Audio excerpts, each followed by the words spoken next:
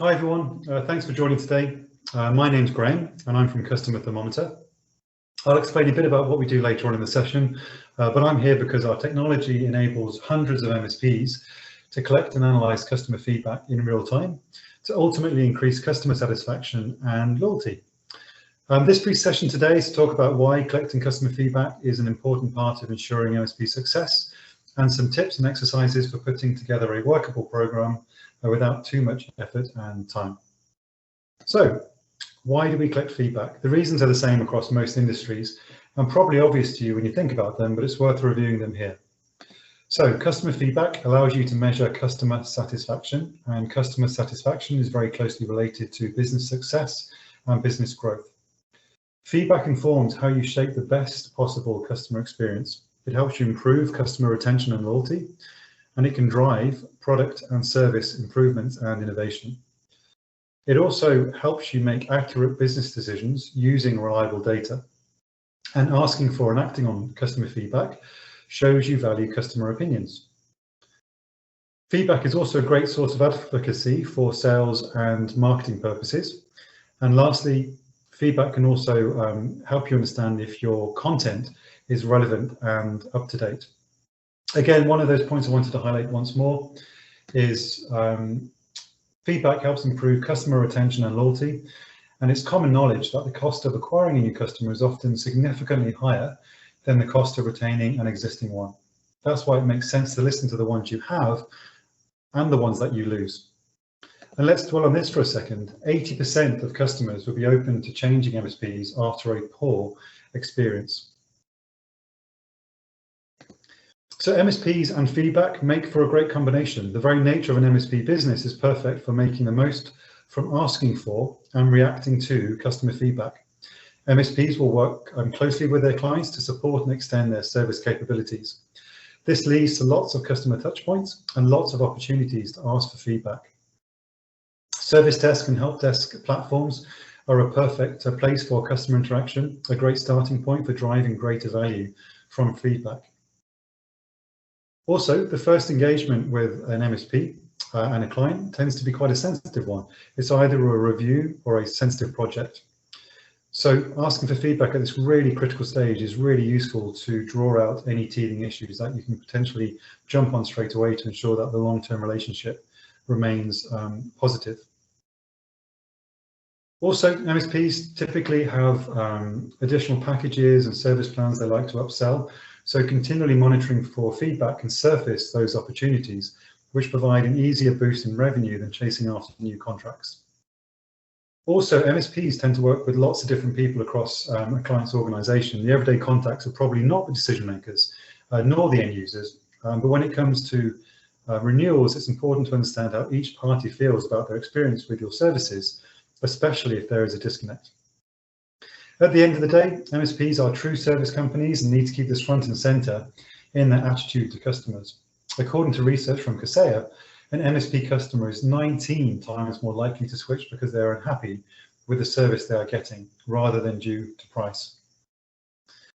But the objection we hear is that putting a survey program in place can take up too much time, too much resource, and can be expensive. So here are some practical tips and exercises and quick wins to get you started. The first is the customer journey. Map out your customer journey. Some of you may have gone through this exercise already, and some may have looked at just sections of your customer journey, but it's a really valuable step to glue it all together. Get your teams together in a room and map out your customer journey from start to finish. A standard MSP customer journey has 4 stages, 1 being pre-sales and sales, 2 being the onboarding, 3 being usage, support and services, and 4 being renewal and growth. So that's a really good, there are 4 really good stages to start with. And typically a customer journey also starts before they've engaged with you and ends at renewal and billings. So it's more of a cycle really, well, hopefully a cycle if they renew with you. So within each stage, as you can see on screen, think about the major interactions your client sees or receives from you and your team, especially the really significant ones. The tricky part of this exercise is putting yourself in the shoes of your clients and looking critically from the outside in. And as part of this exercise, it's worth thinking about what performance measures you have in place already and what questions you could ask at those key moments to get feedback on how you're doing. So it could be things like, How did we perform on your service request? What more could we do for you? And do you feel you had everything needed to make a decision? Think beyond just asking things like, are you satisfied or would you recommend this? And really try and drill into some feedback that's going to be actually useful for you and relevant to that customer moment or interaction. And if you want some examples and templates, by all means get in contact with me. Happy to share them with you. Next up is the mystery shop. So this isn't necessarily customer feedback, but it's something I'd recommend to help improve customer, especially pre-customer satisfaction, and hopefully make it easier to buy your services. So it's a good idea to mystery shop your customer journey. Sign up as a customer to go through the same processes that they do. It's incredibly valuable in showing up points of friction that you can improve upon to make the experience effortless and in turn help to increase new business acquisition. By the same token, you can spot opportunities to add magic touches that add value, reflect your brand promise, and make you really stand out. And more on magic touches later. It can be an uncomfortable exercise at first, but I haven't come across a single MSP who hasn't uncovered a no-brainer with very little effort. And since the cost of acquiring a new customer is high, this is a low-cost exercise which can greatly help to reduce the cost of acquisition. And ideally, once you fix one point of friction, repeat the exercise again, maybe once a quarter. And I promise you, once you've gone through this exercise once, it does become easier. Some of my clients use their friends, their family, and their partners to do their task for them. Next up is keep it simple, stupid. Make it as easy as possible for your customers to provide feedback. At the end of the day, you're asking for a favor, so don't ask for too much. Long form surveys tend to be ignored and have poor survey response rates. Generally, programs using these long form surveys take a lot of time and planning, and it can get political with different teams wanting to ask different questions to satisfy their needs, making it a muddling and exhausting survey for your clients. And by the time you get the results back, it's often too late, and your response rate will be no higher than 3%. This is some research concluded from McKinsey, again, just reinforcing the point that these one-shot long-form surveys just don't give business leaders the feedback they need to make useful financial decisions. So this is going to be a small plug for Customer Thermometer. Our surveys require just one click, which means a few seconds of cognitive effort for your customers to think and respond. Really quick and simple. Customer Thermometer surveys are embedded directly into existing communications, so you don't need to ask your customers to click on a link and to go to a separate place to provide feedback. Often they won't bother, and really, why should they have to?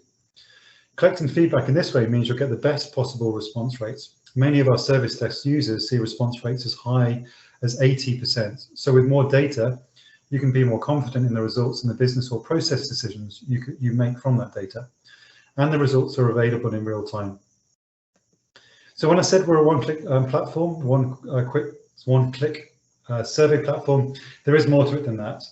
Once someone has provided feedback, you can collect comments on the thank you page and even use response drivers, those buttons you can see in the center there on screen. So response drivers are enormously valuable. They allow your customers to choose the main reason why they decided to give you a certain rating. And the results can help you identify where you're doing well and where things can be improved. And adding these to the thank you page doesn't impact the response rates. And this is the type of data you'll get back from using response drivers. So very quickly, we can see that in this example, there's some kind of issue around attention to detail that needs to be investigated. And of course, the response drivers should be different along the customer journey according to the customer interaction. So we've gone from a single one-question, one-click survey to something which is giving great insight without asking too much from your customers. Okay, start small. So go back to the customer journey mapping. It's a great exercise, and you can just pick one or two major interactions in the customer journey to get started and grow from there. So one-click surveys embedded into your existing communications is a perfect way to do this for all the reasons I just mentioned. They're unobtrusive, take a single click to respond to, and can be embedded into the platforms you already use to communicate with your clients. The service desk is an obvious and good choice. It lends itself well to transactional feedback. It's a critical part of your service, and it's always on, and there's a healthy volume there. But obviously choose another section, maybe sales, maybe renewals, somewhere where you feel you have a blind spot, where you feel you could be doing better, and ask a very simple, pointed question. It's worth pointing out a really easy place to ask for feedback is in your email signature. We all have one, and your email is still probably the major vehicle for interacting with your clients across a whole number of topics. And it gives your customers every opportunity to provide feedback. Even if you don't get a huge volume of feedback from doing this, just catching a few negative reactions and immediately resolving an issue could be enough to save a client and pay for the entire survey program. Next up is, this may sound obvious, but do something with the feedback. We see many MSPs who just measure it.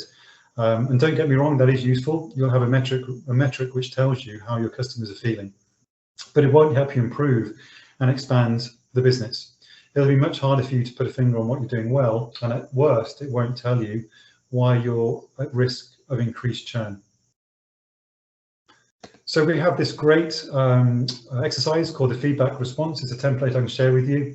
It forces you to think through what happens when you get different types of feedback. So how and who responds? How fast do they respond? How is the feedback shared with the people who need to know? And how is the feedback used to drive those really key organizational changes for the better? Also, responding to feedback encourages more feedback. If you don't respond, customers think they're just shouting into a black hole and they won't bother again. Remember, asking for feedback is like asking for a favor, so make it worth their while. In addition, be proud of your feedback and capitalize on it. It can be a great marketing tool, and you can your sales team can drive your new customers to a web page, a public-facing web page with live results, instead of just static, outdated testimonials from years ago.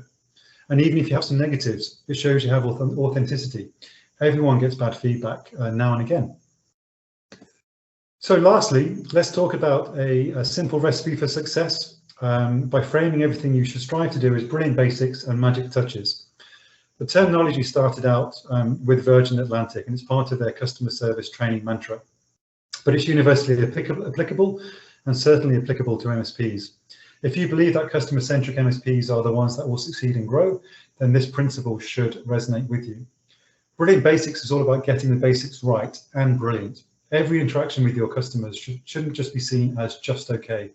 Customers don't notice or perceive OK service as good. OK is bland and it's boring, and it won't distinguish you from your competitors. Just OK can easily be swapped out for another OK service without much thought or loss to your customer, and makes your service much more price sensitive.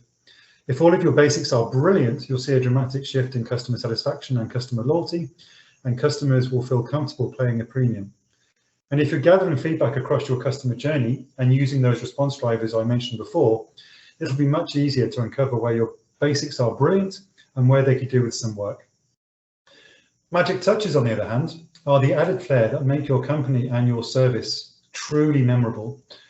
What can you do for your customers to make them go, wow, that was really off the scale? And they'll go away and tell their colleagues, friends and family how amazing that experience was. In your consumer life, you'll have come across these when you stay in hotels or order something online from a small boutique company. The reason you know you have is because you'll remember them and that little thrill it gave you.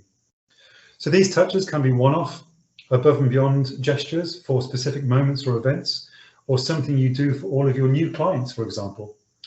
So sit down with your team and make use of the feedback you're collecting. Identify where your basics need work, and also start to think about where you can add those all-important magic touches. Just pick 2 basics per week, and that's all you need to do. And then the next week, pick 2 more and 2 more, and very soon all of your basics will be brilliant. And don't skip the brilliant basics and go straight for the magic touches. They will simply fall flat and be seen as inauthentic and at worst outlandish, causing a negative rather than a positive impact. And how you affect your customers' perceptions of your service is key to impacting your customers' experiences.